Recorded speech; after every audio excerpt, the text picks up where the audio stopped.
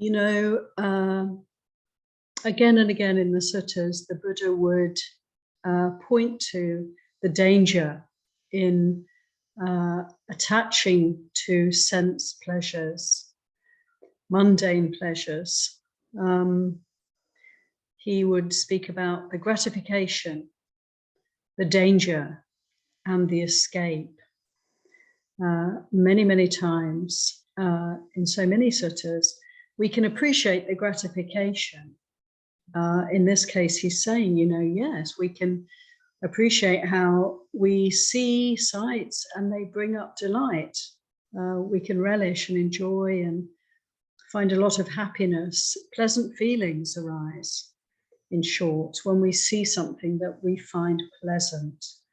In the same way, hearing beautiful sounds, tasting delicious flavors, smelling pleasant fragrances, the touch can be so lovely for us. In all these ways, we can notice how we have pleasant experiences, and what tends to happen is that then the danger comes in. So the gratification is obvious. The gratification is in the pleasure we can experience through our sense doors. But then the danger comes along, which is that we start to, however subtly, or in some ways also sometimes overtly, we start to lean towards those pleasures. We start to become attached to them, don't we? We start to want more of them. And this can then be the source of a lot of suffering for us, because when we don't get them, then we long for them, we miss them, we feel unhappy. We can spend a lot of time working and striving and doing our utmost to actually get back to those pleasures. So we're kind of caught and trapped in this way. This is the danger of sense pleasures. And of course, the escape is to let go, to learn through cultivating the practice, to let go of that tendency to glom onto, grab onto, hold on to sense delights, sense pleasures. So we have to be mindful in order to notice this, don't we? And we have to develop our awareness to the extent that we can see this happening, and we can then, through understanding the process, we can then notice how the mind can let go, can discern, oh, this is suffering. I don't want to pursue this. I want to let go of this course of action. So let's go back to the sutta now and see how the Buddha proceeds from here. So he says, now take a mendicant who, quite secluded from sensual pleasures, secluded from unskillful qualities, enters and remains in the first absorption, the first jhana, which has the rapture and bliss born of seclusion, while placing the mind and keeping it connected. As the placing of the mind and keeping it connected are stilled, they enter and remain in the second absorption, the third absorption, the fourth absorption. And we won't go into the details of these at this point. But to continue, this is called the pleasure of renunciation, the pleasure of seclusion, the pleasure of peace, the pleasure of awakening. Such pleasure should be cultivated and developed, and should not be feared, I say. Know how to assess different kinds of pleasure. Knowing this, pursue inner bliss. Sukha is the word for bliss. That's what I said, and this is why I said it. So here we have the Buddha pointing out that there are pleasures that are more refined, more subtle, and far more powerfully uplifting, far stronger, far brighter than the sense pleasures that we can experience through this 5 or 6 sense doors. The 6th sense door being that of the mind, thinking. So, you know, if we can put aside, even for moments, the input through all these 6 sense doors. How do we do that? We do that through conscious letting go, conscious renunciation, don't we? To actually sit and do nothing, to actually close the eyes, put aside food, put aside flavors, put aside entertainment. We don't have to stick our fingers in our ears, do we? But we don't necessarily want to give attention to sounds, but rather to bring the attention here. And when we start to do this, which is of course called meditation, when we start to meditate, follow the Buddha's teachings and develop some degree of stillness, then we can appreciate the deep and very profound pleasure and well-being that we can experience in having a mind that is peaceful, that is not reaching out, seeking pleasure elsewhere. We start to notice that when we stop doing that, there's actually quite a wellspring within of peace and well-being. And this is a process, you know, for most of us. We start to meditate and we can feel actually it's quite a struggle. It's not easy to meditate necessarily. And indeed, when we start to meditate, often we're faced, you know, with the difficulties that we may have been holding on to for a very long time. Pain, stress, all sorts of emotional baggage that we may have been sitting on for a very long time. And these things will come up onto the surface of the mind and we have to face them. And that's the first thing that happens often in meditation practice. It can be challenging. It requires quite a lot of faith, doesn't it? And determination to just keep going, just to trust that there's something wholesome happening here. As the mind kind of cleans itself out, there's a purification process going on here. But slowly and surely, inevitably, if we continue to meditate, we start to experience some degree of peace, don't we? Some degree of relaxation, some degree of well-being. So this is really what the Buddha's pointing to. I'm going to stop here. I've talked a lot. Let's have a discussion. Anyone like to come in at this point, discussing this teaching of the Buddha here of, you know, what kinds of pleasure we can experience, which ones he recommends, and which ones he's trying to encourage us to let go of. So anyone would like to come in, feel very free. Comments, questions, reflections. Niada. Hello. Yes. Yeah. Thank you. I feel like to this point, the person who can avoid the conflict have to be some level of practice. You know, just like you say, have to cultivate, have to be through of meditation to calm your mind and to let go whatever the issue that been discussed or conflict, you know, is involved in so many point of view.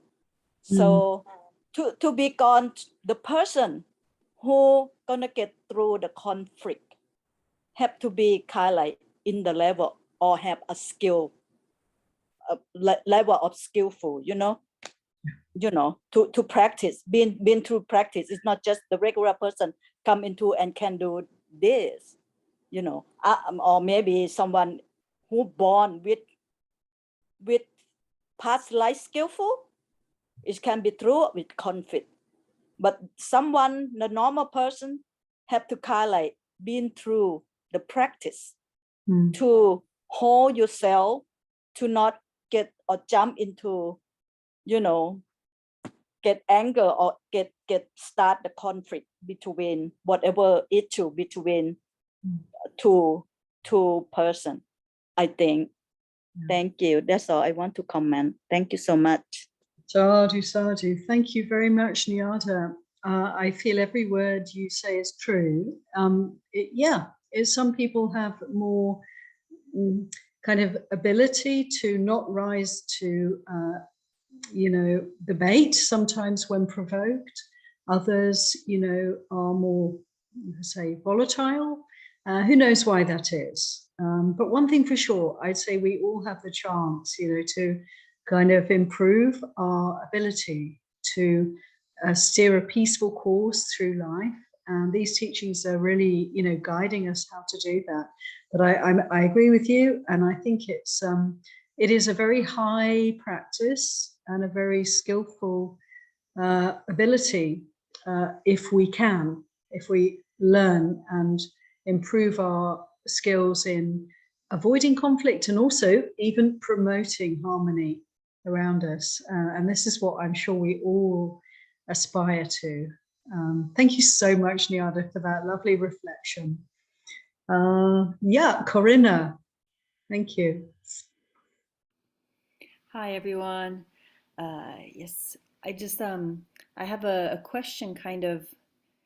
If I heard you correctly, it sounded like the um, to know the different kinds of pleasures, and that the jhanas or the meditation provide an even higher bliss. Was that the vocabulary?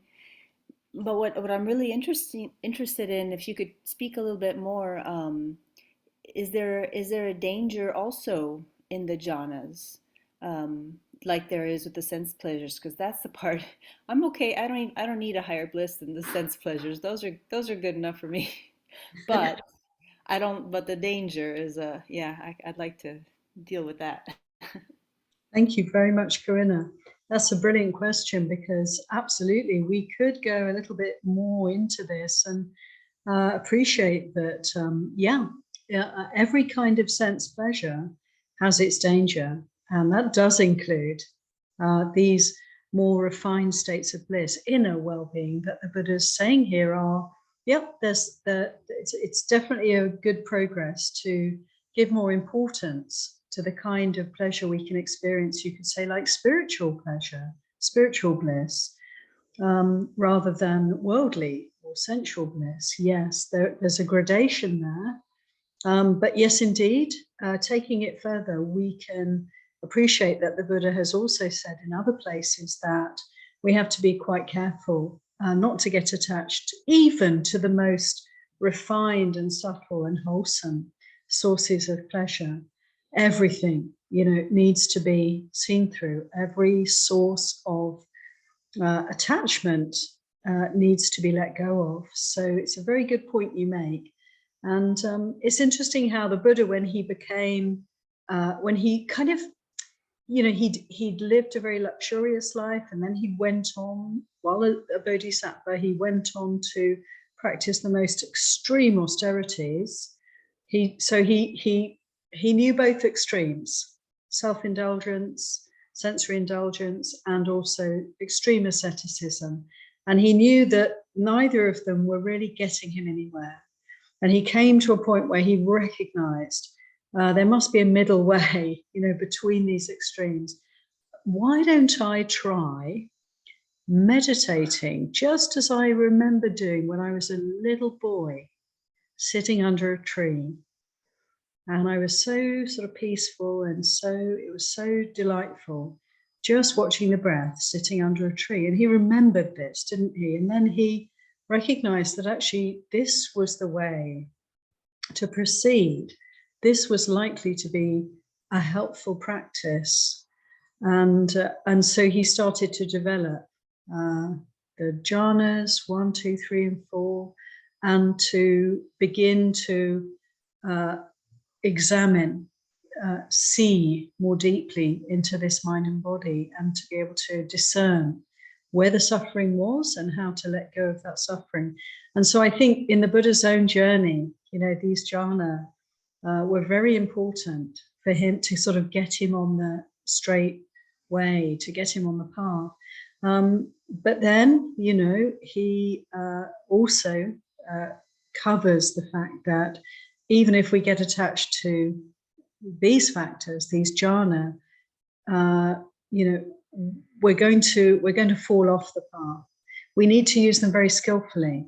We need to use them for, in a way, inspiration, in a way, uplift, a certain amount of insight, and then to apply the insights that we can glean from a mind that's very still, very quiet, and very peaceful. We can use that mind to then root out any kilesa, any sources of suffering. And this is what we need to be doing. So rather than getting attached to these states, we want to, in a way, take them as fuel for the journey. Any subtle states of bliss and happiness. Okay, let's be willing to let go of that, but take that insight and apply it to uprooting the defilements. So I'm really glad you bring that in. It's a very helpful extra point. Anything to add there, Corinna? No, I just wanted to say thank you for clarifying just like the skillful use of different kinds of pleasure. Yeah. I don't know if you see Diana has her hand up, but I think Linda had it before that. Yeah. Thank you so much, Corinna. That's brilliant. Okay, Linda and then Diana. Okay. Hi. Go ahead, Linda. Hello. Hi. I just wanted to make a comment. Like, I know you mentioned about the skillful means of sense pleasure. So, because I was going to say, I like to meditate in nature. So the sights and sounds of nature. I'm by the ocean. I can see the mountains on the mainland across from me. It's part. If I can do it, there's only a certain time of the year I could do this. That I can meditate in that. When it's not cold and wet and stuff. But it's not pleasant. But I was thinking that, it is sort of a guilty pleasure in the sense that I'm using that for meditation. The other is like when I wake up in the morning in the summertime, I've got the windows open. I actually lay there for like maybe 5 or 10 minutes and listen to the birds and the wind chimes of my neighbor next door. And I don't know, you just sort of bask in it because it's something that is so quiet especially on Sunday mornings here, not so much during the week, but Sunday mornings it's very quiet. And I just enjoy it so much. And I don't know if that's bad or not. It's like part of it is for meditation. The other part is just for pure enjoyment of the peace and quiet and the sounds of nature. And I know as long as that's skillful means, I guess, but it is sort of a guilty pleasure too. Like, I know it's going to be limited. I know that at some point the windows have to be closed. I won't have that option anymore until the next summer comes by. And so it's very short-lived, up here, but I don't know. Is that okay? Like, is that something that's, fine with everyone or? Thank you so much, Linda. I'm really glad you bring that in because I'm sure a lot of us enjoy, meditating in, certain circumstances, certain surroundings. We like quiet places. We like to be maybe in solitude and we like to be in nature. And a lot of people find it so helpful to sit out in nature. And I think that's entirely wholesome. And indeed, we can learn so much from the nature around us. Because nature is Dharma in action, really, isn't it? It is nature, sort of follows the rules, as it were. We can learn a lot just watching the way plants grow and the way the weather moves and changes and so forth. And so in many ways, I think it can be a very strong support for our practice to observe nature, to be out in nature. But it's just as you say, it's really helpful and it's nice and there's nothing wrong with it, with going out and seeking, beautiful places to sit, meditate. And then we can notice that as much as we relish or, kind of come to enjoy these things, well, when they then cease, we will notice if there's any attachment there. And that's very good too. It's like we can see how the mind will tend to, we're creatures of habit and we'll tend to get into a lovely routine and then, the seasons change and we have to do something different. And we can just see how that impacts the mind. So all of it is good Dharma, I would say. And I think myself, it's very lovely to meditate in nature, but it can sometimes be distracting a little bit, just because we might be, we might find ourselves wanting to listen to the birds or to watch the sea or whatever. I'm not saying there's anything wrong with that. It's just, again, we're coming into the seeing and the hearing and so forth. Well, we can observe all of that. But it is quite nice also to be able to really focus on the body, what's happening inside, the feelings in the body, the breath. And if we are in a very peaceful place, a quiet place, it's in some ways easier to do that. And of course, we can get attached to that quiet, and so it goes. So I think I would certainly trust your discernment around where you meditate and make the most of nature, and just notice where there's liking and disliking, and see where attachments arise. And you can, through seeing that, you can let go of them, and just keep freeing the heart wherever you sit. Just meditating rather than daydreaming. Because daydreaming is more of an attachment. If you use nature to daydream, then you're probably not going the right way. But if you use it to meditate or to go within, so to speak, and work on issues, then that would be something. It's the same with food, I would guess, too. Like, I like ethnic cuisine, but not to the point where I'm overindulging or anything. I just there's things I like the taste of, and that's another thing that's like, you could get attached to that, but it's nice to have something different once in a while, instead of the ordinary, the normal North American fare that we normally eat. But there again, I guess it's the same thing, as long as you don't get attached to it. Yeah, you know what, Linda, is just wonderful to notice, isn't it? It's wonderful to see, the inclination of the mind to daydream, the inclination towards this or that sense pleasure, and the result, how it impacts the mind. It's all good. I think the thing is to try, all of us really, I'm sure, are aiming to cultivate mindfulness to the extent that we can observe all these things playing out in our lives, our preferences, our likes and dislikes. And we don't need to, none of it's not okay. It's all fine. But noticing the impact of all our various behaviors, and learning through experience. And if we're really mindful, if we're really aware, we can notice how we're understanding what's happening, and we start to free up as a result, and get to a point really where we, you can take or leave certain things. We don't have to miss things when they pass if we're aware of anicca. If we're really conscious of impermanence, then when things change, we're not surprised and we don't suffer. And in this kind of way, I appreciate you sharing these things, Linda, because it's like, these are the kind of experiences we all have. And we can just, observe. This is what this one's like, and everything then is Dharma for us. Everything's teaching us, if we have this degree of mindfulness. I'm going to ask Diana now to speak, and then after Diana, it will be your turn, Suzanne. Okay? Somebody, Diana. Yeah, I liked your explanation of that, because first noble truth, life is tough. So there's nothing wrong with enjoying beautiful sea breezes and stuff like that. It's just, as you said, as our awareness becomes more consistent and refined, then we notice when we're getting attached. But I wanted to go back to the thing about jhana, that the Buddha, I never know which sutta is what, but a lot of times said this is not a pleasure to be feared. And that a lot of times that people are afraid, oh, I'm going to get so attached to this that I'm not, I'm not going to then have insight. But it's not really, I don't think any crimes have committed while people were in jhana.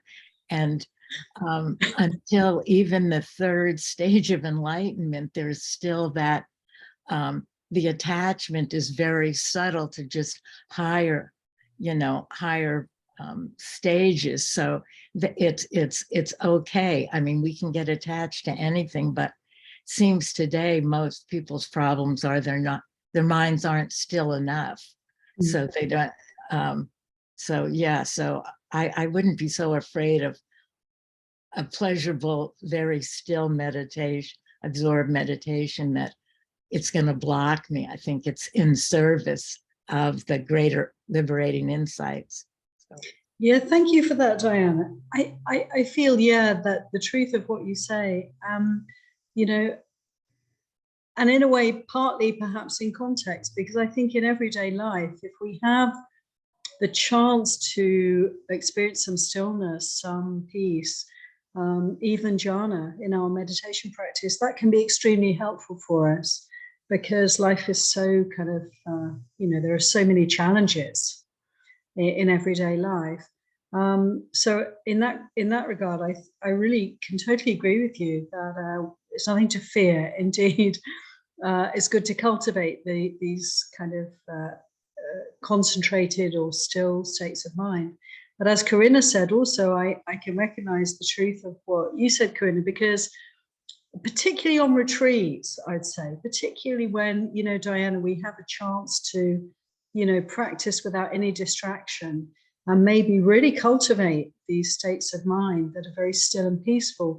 In these situations, I think one can notice that, you know, we can tend to hold on when in fact we would much better off experiencing some peace and stillness and then actually applying that degree of attention, that degree of stillness, and actually coming back to the body and investigating further, coming into the mind and investigating, is there anything here that needs attention? You know, are there any sources of suffering still to be found? So I think you're both right, and it's partly contextual. I think, you know, you know what I mean? Yeah, if there's a chance to actually experience the jhana in a more consistent way, then we can start to notice, okay, let's look at the danger here.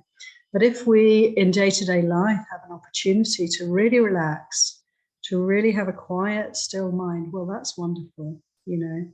And it's very good to meditate in such a way that we're actually moving in that direction. It can be so helpful for us because we become peaceful, and then we're out and about, and we're kind of extending that to all those around us. Yeah. So thank you both. Yeah. And while I was on retreat, you know, when I was taught the jhanas and stuff, it was always in service to insight. Yeah. And that you would, when you left the absorption, you would then bring that insight to see that that too was changing, insubstantial, and unsatisfactory, because that wasn't the full liberation. So yeah, it's in the context. Yeah, wonderfully said. Thank you for that, Diana. Okay, Suzanne.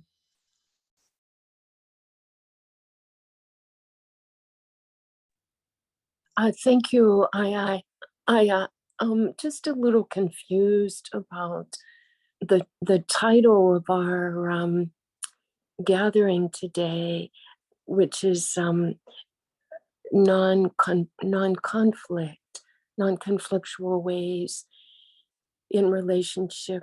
And then what's in our discussion, it's about sense pleasures, or lack thereof.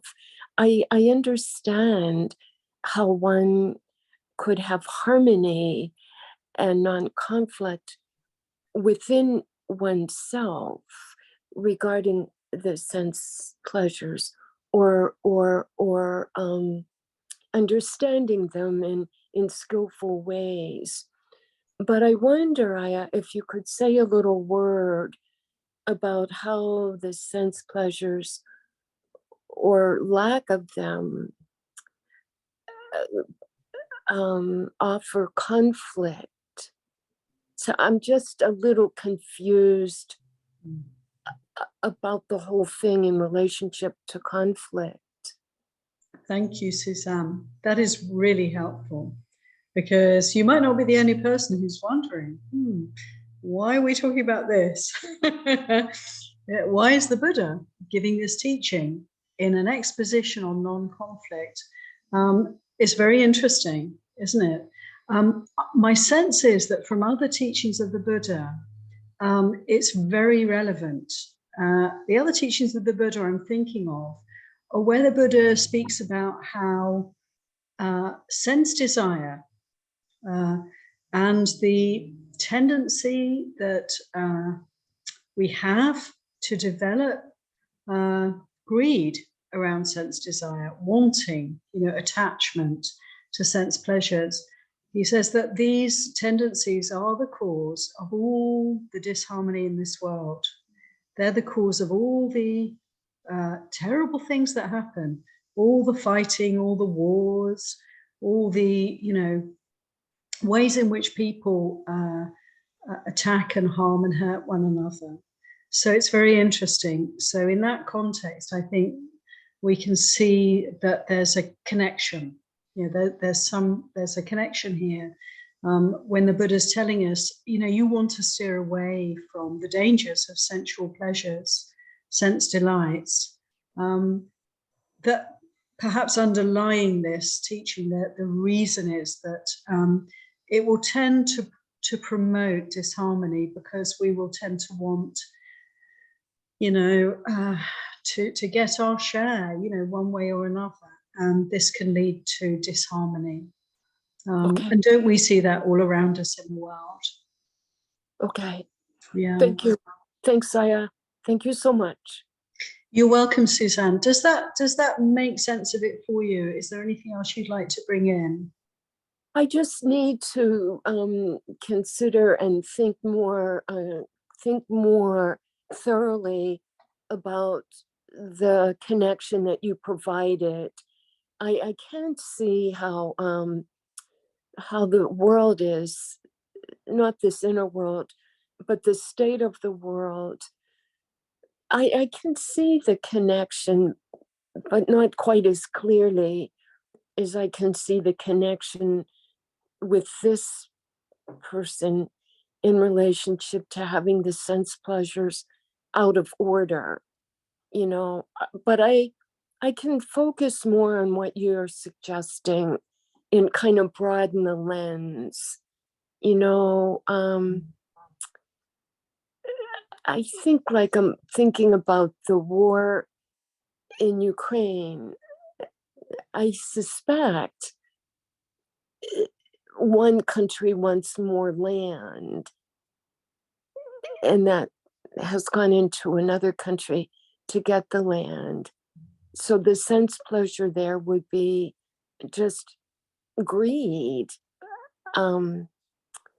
I don't know. I don't want to make it any more confusing that it may already be, but I'll just consider your offering, Aya, and just kind of let it be. I don't want to split hairs. I do trust that there's a connection. I'm just not seeing it the way. It's okay. It's all right, Aya. Yeah, it's okay. Yeah, I hear you, and I think it's a really important point. I'm going to put my email on the chat. It's there now, Suzanne, and I'd really love to send you a sutta, a teaching of the Buddha, which I hope will actually give some more insight into this. So I think I've managed to send this. I hope so. Aya, are you there? Yeah. Are you there? I can't see. Did you type in the chat, my friend? I did, yeah. No, I don't see it. Oh, that's a shame. I'm just seeing if I can. How about if I put in my email? If you don't mind, yeah, if you don't mind, I'm not doing very well with this. If you could let me have your email, I would love to send you this sutta, which is all about everybody.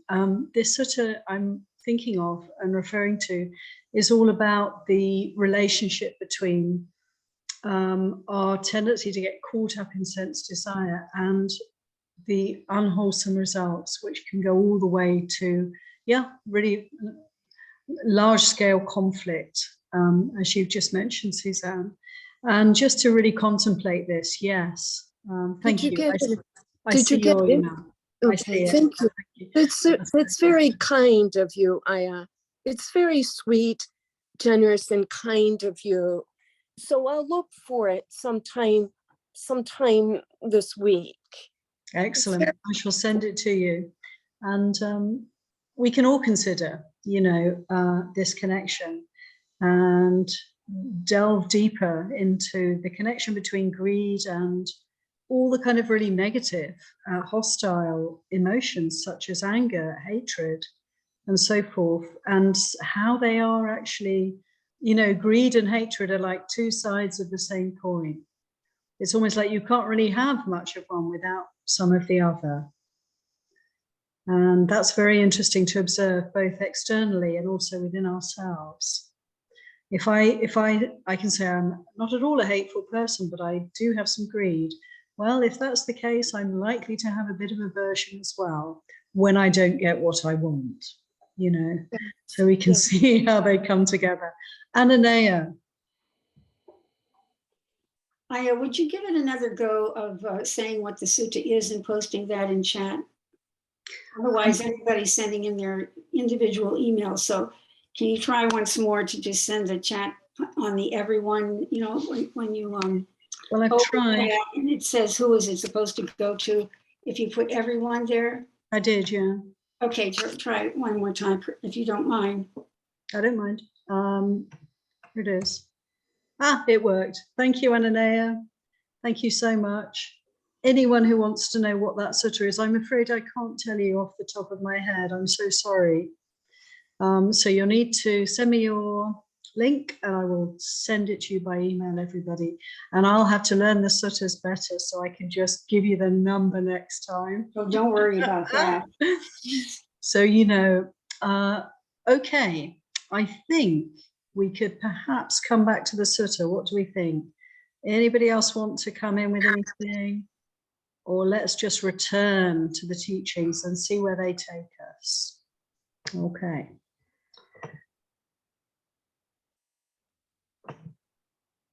So, as we were reading, the Buddha says, know how to assess different kinds of pleasure. Knowing this, pursue inner bliss. That's what I said, and this is why I said it. So that is the end of this section, and we can explore further perhaps. Perhaps if I have a chance to do the sutta group again in the next few weeks, I will bring up the sutta I'm referring to, and we could perhaps look at the whole thing. I think that would be really good. Okay, next teaching in this exposition on non-conflict. The Buddha goes on. Don't talk behind people's backs and don't speak sharply in their presence. That is what I said. But why did I say it? When you know that what you say behind someone's back is untrue, false, and harmful, then if at all possible, you should not speak. When you know that what you say behind someone's back is true and correct, but harmful, then you should train yourself not to speak. When you know that what you say behind someone's back is true, correct, and beneficial, then you should know the right time to speak. So I'm going to stop there. So that is very clear and helpful advice, isn't it? And, Suzanne, this is much more kind of clearly and directly relating to non-conflict for us, which is quite good. We can see, an encouragement really to be very careful. I feel myself, it's like when we speak to someone directly, we'll behave in a certain way and speak in a certain way. When we're speaking about people who are not present, sometimes there's more of a danger of saying things that they may not really have wanted to hear. If they were present, that they would really find upsetting or difficult to hear. And I often think of this when I fall into that danger of speaking about somebody who's not present. Like, can I bring them in? Can I bring them into this space and speak as if they were standing right in front of me? What would I say? How would I speak? I find that a helpful one, you know, a helpful way to reflect on this kind of teaching. But let's just explore in a little bit more detail. I'd like to go back and have another look and go step by step. So if what we're saying behind someone's back is going to be false, then we shouldn't say it. That's obvious, really, isn't it? If we know it's true, but it's harmful, we should work hard to train ourselves not to speak. If we know it's true, correct, and beneficial, then we should know the right time to speak. So in a way, the Buddha is saying we can speak behind someone's back, but only if what we have to say is beneficial and true. And that's pretty helpful, isn't it? Anybody like to come in with any comments, reflections, questions? Leslie. I like the emphasis on the right time as well, because it could be true, it could be beneficial, but timing is everything, and it might not do any good at all if it's just the wrong time and place, the situation. Yes, thank you, Leslie. That's a really important point. Knowing the right time, if there's a right time to speak behind someone's back, truly speaking the truth, speaking to benefit, in some way to benefit others, oneself or others, but knowing also the right time. It's a delicate business, isn't it, to speak of those not present. Careful, careful. Yes, Maitri or Ruanthi. Yes, this is Ruanthi. I want to make a comment. Recently, I read this sutta. I was referred to it by a monk, and the name is Abhaya Kumara Sutta. And it listed all the guidelines like the Buddha kind of follows, like when to speak, what is the skillful speech, and like when you should speak, and it listed all the ways you should speak and not speak. So I just wanted to mention the name of the sutta. I'm not able to kind of give all the details that I read. I don't remember honestly. But it was a beautiful sutta, and the name is Abhaya Kumara Sutta. It was in Majjhima Nikaya. That's wonderful. Thank you so much, Ruanthi. I hope you're all writing that down, because that sounds like the next sutta to read.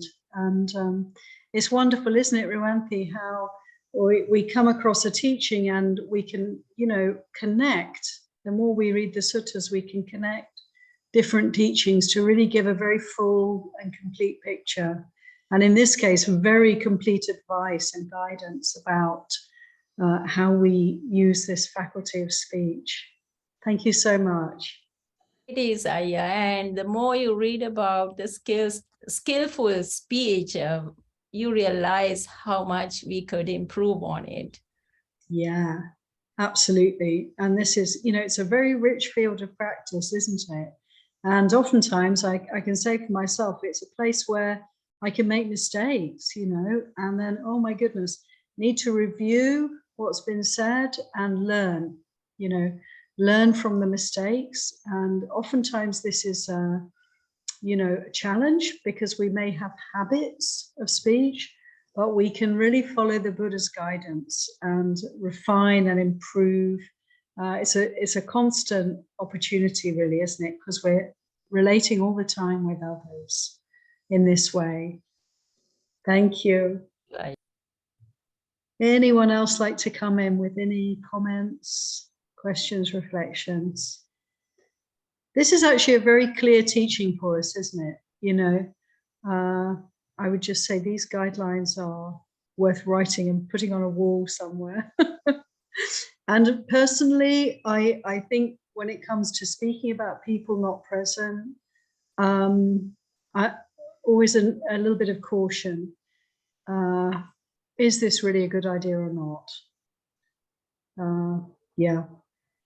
Okay, let's go back to the teaching and see where we go next with it.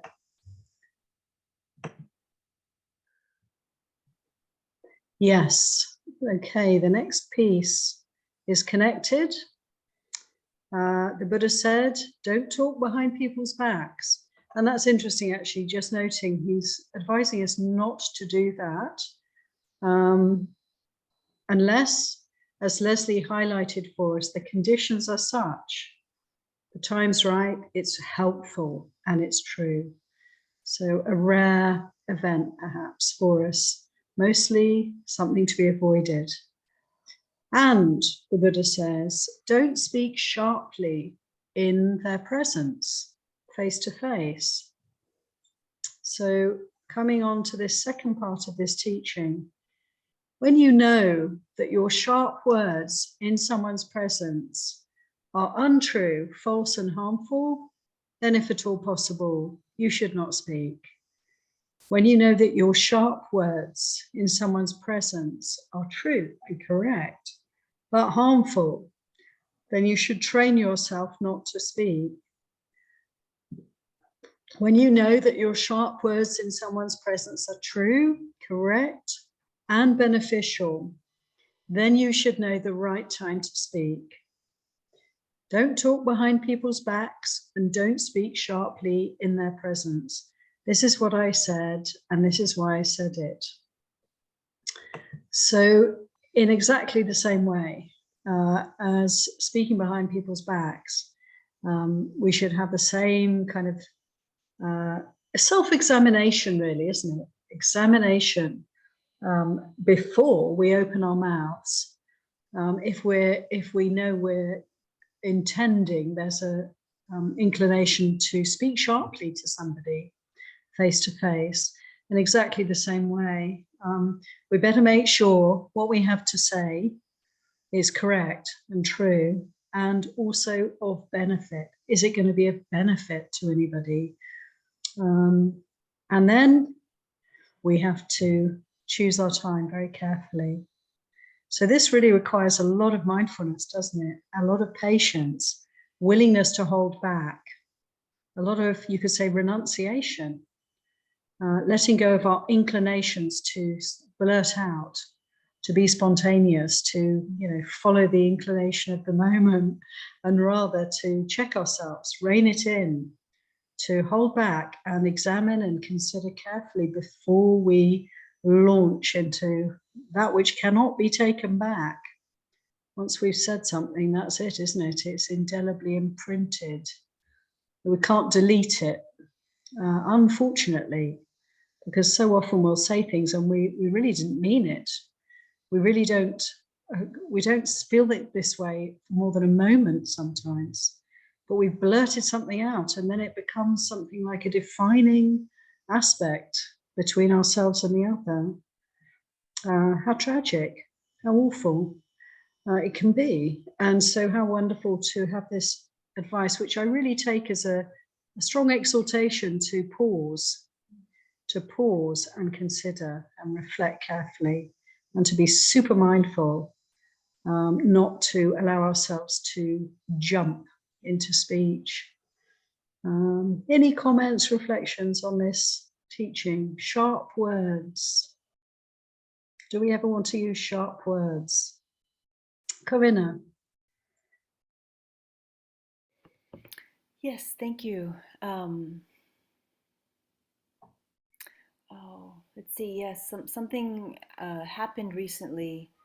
It's kind of slipping my mind and how I wanted to think about it. But basically, I ended up screaming, not any words, just screamed. And the question is just if you could speak a little bit more. Sometimes what's beneficial for someone is unbeneficial for someone else. What? Yeah. Yeah, and there's this idea of like the reason I screamed was I felt I had to defend myself. Like I had to make things stop, and that's the only way that was. Yeah, I couldn't. Yeah. Anyway, not to go into the details of that, but um, yeah. But there were some small children around, and you know, I felt sorry for them because. It's not, I don't want to scream in front of children. But yeah, it happened. So if you could speak about beneficial, unbeneficial, and what's harmful for someone's harm or not. Thank you very much, Corinna. That's such an interesting experience. Thank you for sharing that, and like difficult experience, obviously.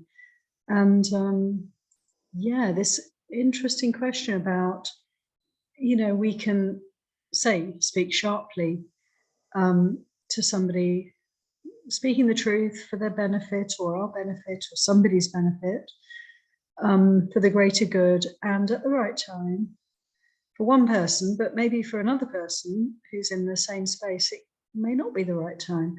I think that's really interesting, and it sort of leads me into consideration of our ability to really gauge, you know, time and place, and what an incredible skill that is, and how much it asks of us often, because you know, if we're in a space where we're having a one-to-one conversation with somebody and we're doing all the right things to connect and relate skillfully with that person, but there are other people around, and we can perhaps, you know, not notice that, or we can be sort of focusing so much on this one that we really just don't see the bigger picture. And so the sense I get, you know, is how interesting that it's an invitation, this kind of experience, like an invitation for us to keep broadening the view,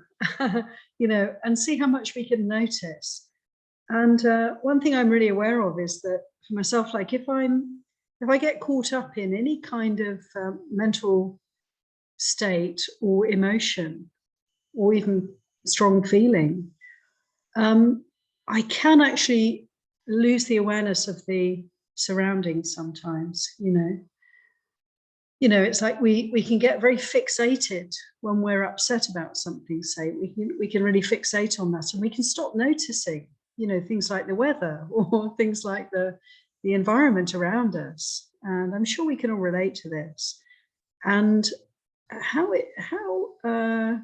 what encouragement this is actually from this example, Corinna, for us to be aware that it's good to keep the view very broad and open. And it's a tall order sometimes, isn't it? Because we can have a lot going on internally that can take our attention, and that's not a bad thing when we need to pay attention to suffering here.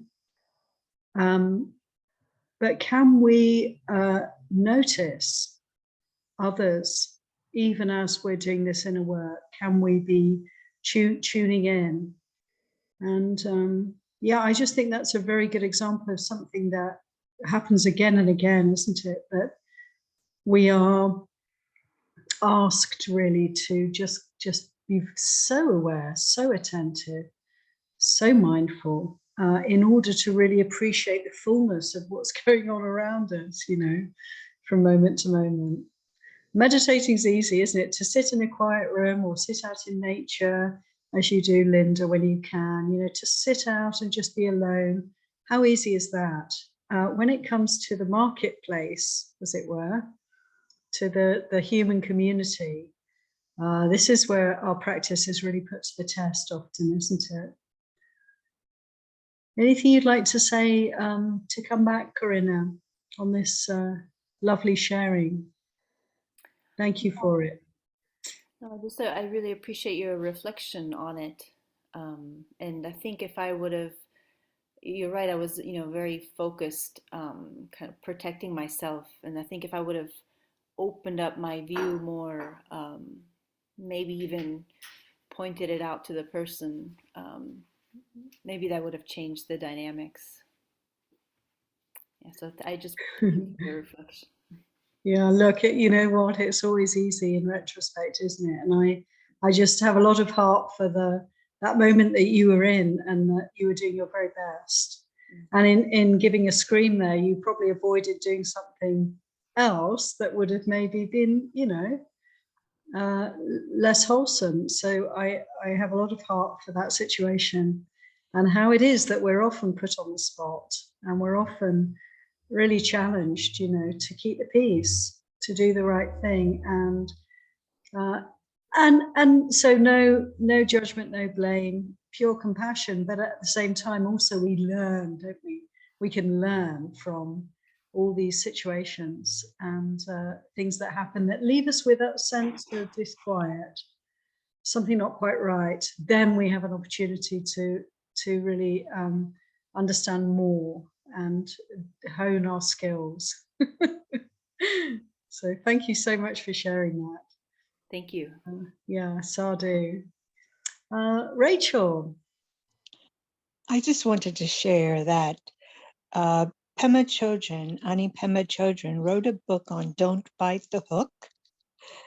And that's what came to my mind as Karina was sharing. I'm like, yep, it's so easy because of our past hurts to just have that hook placed in us so quickly, and we're not even aware, and it shifts us from being in the present moment to having that past hurt kind of trickling into the current conversation, and so it can escalate our emotions so very quickly.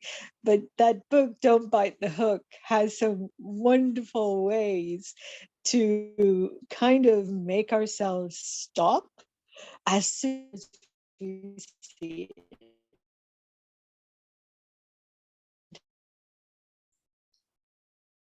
Thank you so much, Rachel. I'm not sure if you finished or if we just lost you a little bit there, but I'm really appreciating this recommendation. Pema Chodron's book, wonderful. Thank you for that. I'm going to look out for that. Anyone else got any comments, anything to share at this point? Niada. I'm sorry, I have to unmute myself first. Thank you so much. I want to say something. Now we can go back to, everyone have equipment to bring it in, soul and feeling, ear, eye, nose, tongue. So that's why I say to everyone, even you've been trapped from someone else, so you have ear, eye, you can kind of like ignore it. Also it's gonna associate with your meditation, the meditation that make you calm and let go. And if you feel like whatever word thrown to you, it just not affect you. See, that's why I say, I mentioned this have to be a level of practice to be able to avoid the conflict. Because conflict, sometimes your word put out, you think it's something, and you don't feel like it's meant to be sharp word to the other. But then when the other reflect back, you will feel like, oh, some wrong. They cannot take that, So it's kind of like very difficult. So either way, both sides, if we on practice to not receive it in, in the personal or hurt yourself, even it's true or untrue, you have to not bring it in to your soul or feeling.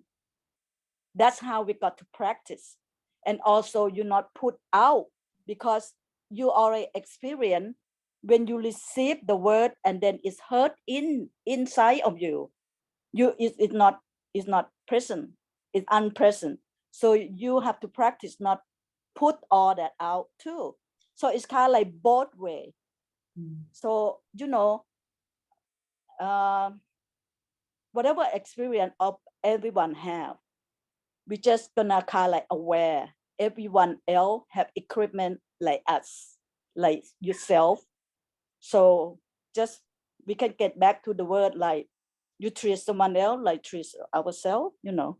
You want to feel good, you don't throw anything bad to them. And you know, when they throw anything bad to you, you don't take it, just kind of like ignore it, don't take it in for hurtful inside you. So that's why, you know, it take a lot of practice. It's have a lot of skillful to be avoid this. That's all I want to say. I hope it can help everyone here.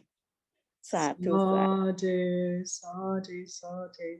That's a beautiful reflection, Niada. Thank you so much.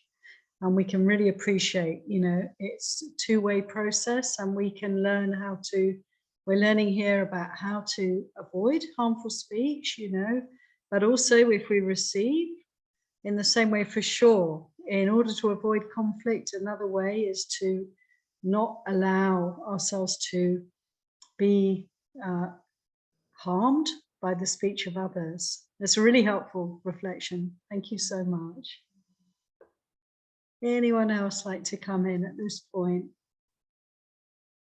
Okay, let's go back to the teaching. See what comes next in this wonderful exposition of non-conflict. Aha. Don't speak hurriedly. That's what I said, but why did I say it? This constant refrain from the Buddha. And he goes on, when speaking hurriedly, your body gets tired, your mind gets stressed, your voice gets stressed, your throat gets sore, and your words become unclear and hard to understand. When not speaking hurriedly, your body doesn't get tired, your mind doesn't get stressed, your voice doesn't get stressed, your throat doesn't get sore, and your words are clear and easy to understand. Don't speak hurriedly. That's what I said, and this is why I said it. So how interesting. Here we are, the exposition of non-conflict. And one of the tips from the Buddha is to speak slowly. I really like that.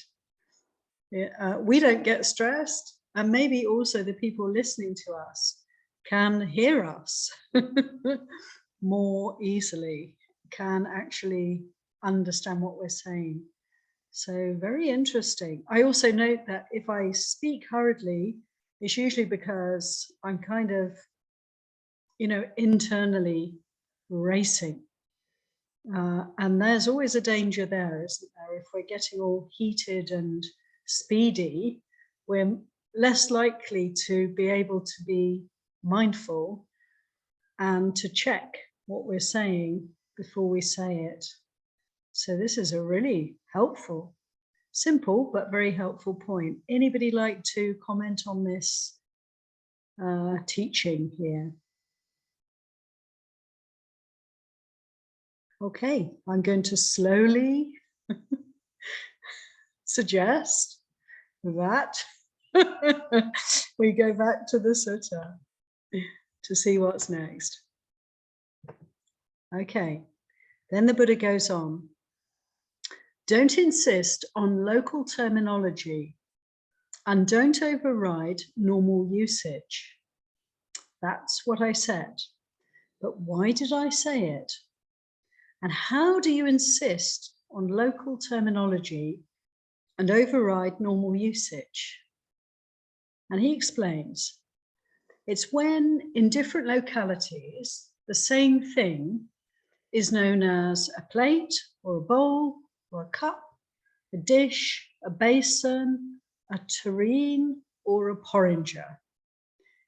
And however it's known in these various localities, you speak accordingly, obstinately sticking to that and insisting this is the only truth. Other ideas are silly. That's how you insist on local terminology and override normal usage. And how do you not insist on local terminology and not override normal usage? But it's when in different localities, the same thing is known as a plate, a bowl, a cup, a dish, a basin, etc. And however it's known in these various localities, you speak accordingly, thinking it seems that the venerables are referring to this. That's how you don't insist on local terminology and don't override normal usage. Don't insist on local terminology and don't override normal usage. That is what I said, and this is why I said it. So in fact, I believe that this is the last of the teachings in this sutta, and I hope that makes sense to you. Basically, my understanding of this teaching is that it helps peace and harmony and avoiding conflict if we can use the language in the place where we are, use the terms that people use in this place, in this time, speak in such a way that we can be understood. Don't quibble about if the way we talk in Britain is different from the way we talk in Canada or the way we talk in America. Don't make a problem about it. Just speak in the way that people talk in America when you're in America, even if you're a Brit and you have a rather different way of speaking in your own country. That's what I understand this to mean, is to be flexible. And let's face it, the Buddha himself, we know very well, he was traveling from country to country in his day. It was probably a bit like traversing Europe over and over again, because India was very developed in those days, and there were so many different languages and cultures, and he would have been traveling, you know, from one country to another and presumably adapting his speech, his ways of behaving, and he's inviting the monks and nuns to do the same thing. So when we speak on Dharma, to speak in such a way that we're respecting and tuning in to the local usage of language. That's my understanding of this teaching. And how useful is that? Any comments, questions, reflections? Lovely teaching, so beautiful. I love the practicality of this sutta. It's actually very profound, isn't it? But also some really practical, simple points that we can all take on board and use in everyday life. Linda. Something that I thought of, I heard it a long time ago, so I think it might be true, with you have to watch your body language too if you're traveling or in different countries, because I heard a long time ago that what we use in North America for yes and no, like nodding your head up and down or side to side, it's opposite in India. So you be careful, like whether you're saying yes or no to something. And so I guess you really have to learn like what local terminology is for things like, you know, if you're using, you know, that or hand gestures or whatever, and just make sure you're not insulting people, doing things you never meant to do. But that is a really good point. Thank you, Linda. The other thing, isn't it true? Yeah, you know, we have to be so careful. I remember once in Thailand, I think it was in India. I'm walking across the refectory, the dining area, and there was some food laid out on the ground. For some reason, people sitting on the ground to eat, which wasn't normally what happened, but on this occasion, a lot of people, so we needed to use the floor space as well. And I just remember walking and just stepping carefully over the food. And it was appalling for the people there, for someone to step over food, to put their foot above a plate of food. Completely not okay, not okay, not okay. That food could not be eaten. And so I really learned something there. And there are so many examples like that, aren't there, of real cultural sensibilities that often have a basis in great wisdom, actually. But we don't have that. We don't have that understanding in our own countries, and we come along and blunder about and cause all sorts of mayhem. And people generally are very gracious, aren't they? And they don't give a hint that anything is amiss. Very gracious, very kind, but actually it's a challenge. If we behave in ways that are not culturally appropriate, we're challenging people and being a little bit disrespectful. Yeah, thank you for that. I think they might give you some kind of leeway because you're a tourist and thinking, well, it's just a tourist. So they may not think, well, they probably don't know what they're saying or doing anyway. So you might get some kind of like, they may not mind that as much. I just want to make a quick comment too about talking quickly. That depends on time management. So I tend to talk quickly if we're in a hurry, and we have to get things ready, get things going. I know it's not, I don't enjoy doing that, but sometimes you have to do it. So it depends on the situation, I think. If you can speak more slowly and more precisely, I think that's great. But there are times that we can't do that. So I guess that's another skillful means thing. Yeah, thank you for that, Linda. That's a lovely point for people who find themselves, having to watch the clock and having to, try and get what needs to be said in the time that we have. We have to juggle with things, don't we? But what a helpful pointer it is for as much as we can to be able to make time to communicate in a way that's peaceful, calm, and easy for the listener, kind of thing. Yeah, thank you so much, Linda, for those points. Thank you. What I'd like to do, because we've got just 5 minutes to go, is to read the last part of the sutta and to leave it with you, because I think that what we're coming to now is a beautiful summary of the entire teaching, so we can just hear again these wonderful words of the Buddha and take them with us on our journey. Here it goes. I'll put it up for us all to also read. We'd like to. Now, mendicants, pleasure linked to sensuality is low, crude, ordinary, ignoble, and pointless.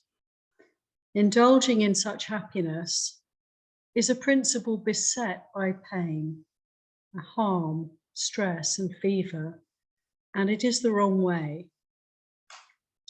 That's why this is a principle beset by conflict.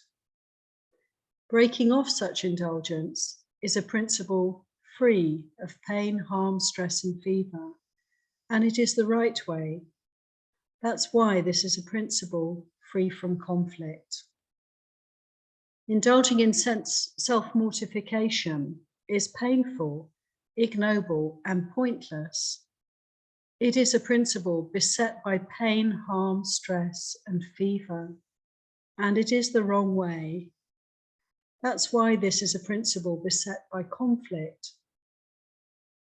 Breaking off such indulgence in self-mortification is a principle free of pain, harm, stress, and fever. It is the right way. That is why this is a principle free of conflict. The middle way of practice, by which the realized one was awakened, gives vision and knowledge, and leads to peace, direct knowledge, awakening, and extinguishment, nibbana. It is a principle free of pain, harm, stress, or fever, and it is the right way. That's why this is a principle free of conflict. Flattering and rebuking without teaching Dhamma is a principle beset by pain, harm, stress, and fever, and it is the wrong way. That's why this is a principle beset by conflict. Neither flattering nor rebuking, and just teaching Dhamma is a principle free of pain, harm, stress, or fever, and it is the right way. That's why this is a principle free of conflict. Sensual pleasure, a filthy, common, ignoble pleasure, is a principle beset by pain, harm, stress, and fever, and it is the wrong way. That's why this is a principle beset by conflict. The pleasure of renunciation, the pleasure of seclusion, the pleasure of peace, the pleasure of awakening is a principle free of pain, harm, stress, and fever. It is the right way. That's why this is a principle free of conflict. Saying untrue, false, and harmful things behind someone's back is a principle beset by pain, harm, stress, and fever, and it is the wrong way. That is why this is a principle beset by conflict. Saying true and correct but harmful things behind someone's back is a principle beset by pain, harm, stress, and fever, and it is the wrong way. That's why this is a principle beset by conflict. Saying true, correct, and beneficial things behind someone's back is a principle free of pain, free of harm, stress, and fever. It is the right way. That's why this is a principle free of conflict. Saying untrue, false, and harmful things in someone's presence is a principle beset by pain, harm, stress, and fever, and it is the wrong way. That's why this is a principle beset by conflict. Saying true and correct, but harmful things in someone's presence is a principle beset by pain, harm, stress, and fever, and it is the wrong way.